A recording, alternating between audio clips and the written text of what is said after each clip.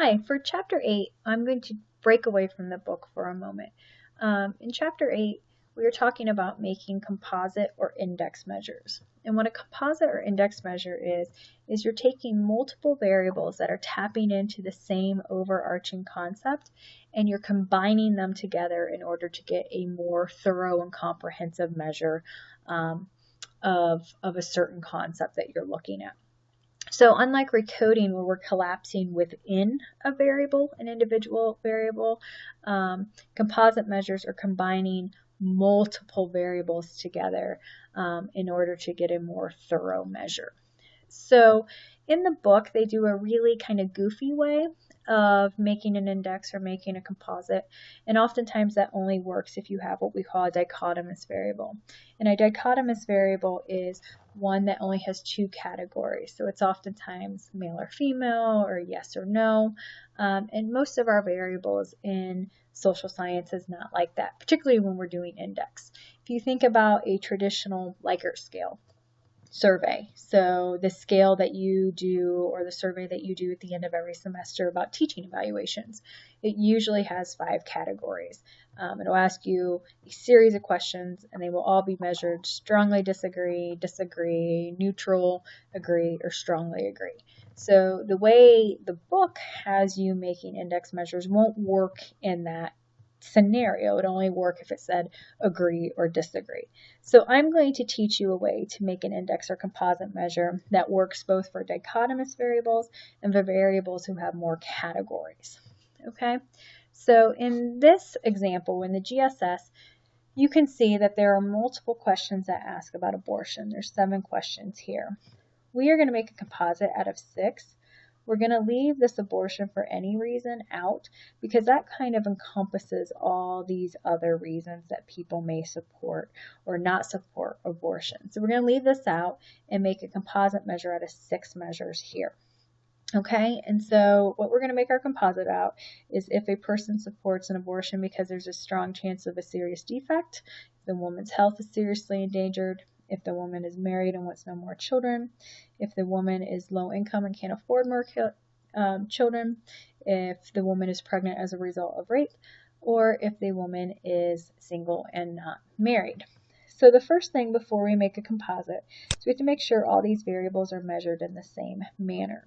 So what you do is you click on the variable view and you can come to values, and this should look very familiar, and you're going to make sure all of these values look the same for all the variables that we're going to put in our composite or index measure. So we want all of these to say 0 IAP, 1 yes, 2 no, 8 DK, and 9 NA. So the first one says that. You should see the second, same thing. Third, we're good. Fourth, fifth, and the sixth. Right, now you also notice in all of these, even though they're measured the same way, that we have 3 missing values. And so we can look that these are all taken care of in missing values. So we don't have to worry about missing values when we go and make our composite measure.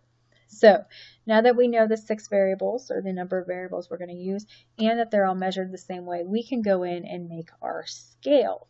So how you do that is you go into transform and we're going to be computing a new variable. So we're basically going to be combining these 6 variables and computing a new variable with new values. So we're going to click that. Your target variable is going to be the name of that new variable. Usually because it's a scale or a composite or an index, I usually label it the concept and then scale at the end. But again, you are free to label it how you want. So in this case, we're looking at abortion and we're making a scale, right? And we're going to use 6 variables. So what I usually do is you start out with an open parentheses. You can just click in this box and you can type it in, or if you want to come here and hit the parentheses, you can. I find it easier just to type it. But we're going to get, again, we're not using this any, we're going to use these last 6. You're going to click on the variable, move over, and then we want to add. We want to go to the second one and add that, and the third, add that, and the fourth, add that, and the fifth, oops, add this, we're going to close the parentheses. These are the 6 variables we want. Count that we have 6. 1, 2, 3, 4, 5, 6. And then what you do is you're going to divide. So you can either hit the divide button on your keyboard, which I find is easier, or you can come here and hit the divide button. And you're going to divide by the number of variables we have. So in our case, we have 6 variables. You're going to divide by 6. If we had 12 variables, we divide by 12. If we had 17, we divide by 17.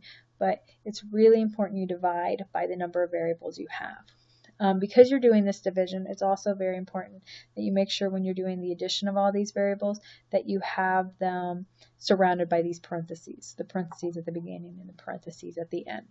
Then all we're going to do is click OK, and I know it's hard to see on the screen, but click OK. Right, and again, this is going to tell you how you're computing a new scale. So we made a new scale, we added these 6 together and divided by 6. And close that and not save it. And then on the variable view, just like when we recoded variables, you will see down at the bottom a new abortion scale. And then you can add a label here because we didn't add a label. You just put okay. And then I would keep this the same. So I would put value 1 means no support, and value 2 means support. So remember 1 was no and 2 was yes for support. And you'll see why I labeled them this way in a moment. So now we want to make sure everything's okay. So you want to go in and you want to run a frequency on this new variable. So you can come in here, again, go to Analyze just like I showed you before, and find your abortion scale variable or your scale variable.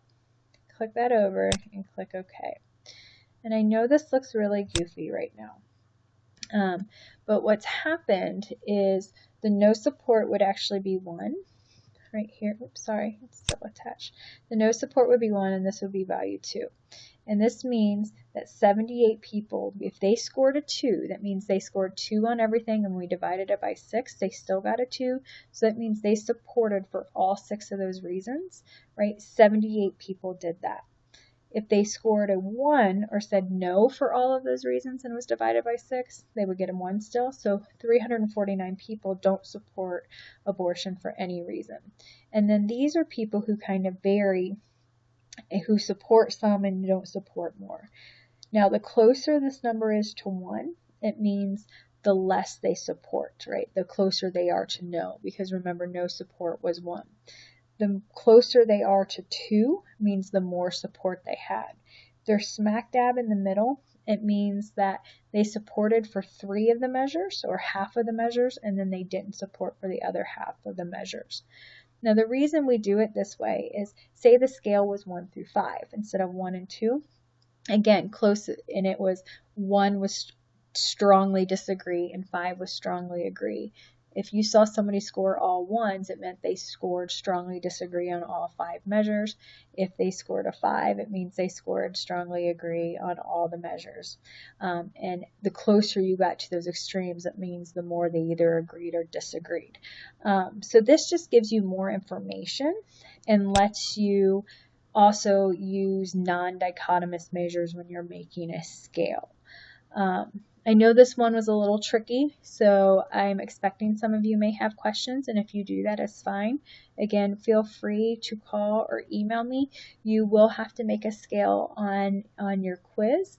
So again, if you're getting tripped up or whatnot, particularly since the lab exercise won't be too useful for you on this unit or this chapter, again, feel free to call or email me. Thank you and have a good day.